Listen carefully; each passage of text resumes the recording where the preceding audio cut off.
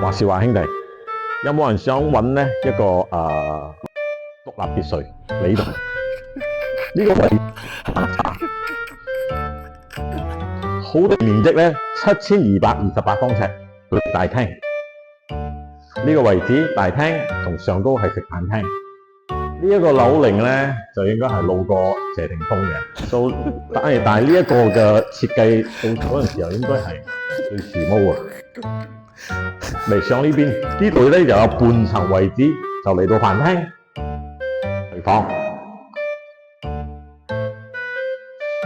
跟住呢個位置咧就係呢個係一個長者房啦。跟住上邊咧仲有4間房嘅，你過嚟睇一睇。總共有5間房，而家陣係冇安燈啊。第2間房陽光啊，得啦話呢個好炸裂嘅陽光。嚟，我哋再去呢一個係主套，主套咧係你愛咧就整下個地下，油翻啲漆咧你就可以噶。但係呢一個位置係咪係最扎實嘅？嚟過嚟呢度睇一睇。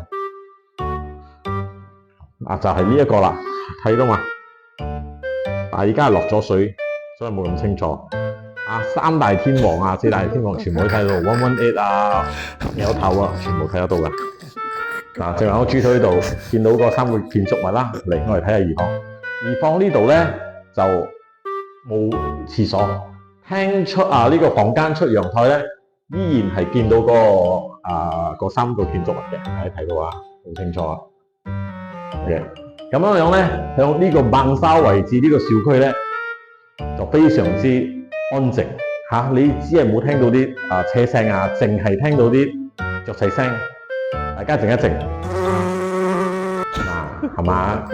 烏蠅飛過都聽到啊，嚟過嚟度。呢度咧上埋半層咧，就有一個廁所，同埋2間房。呢個位置嘅房間，2個房間咧就共同一個廁所嘅，7228平方尺。60萬首期，有興趣關注我。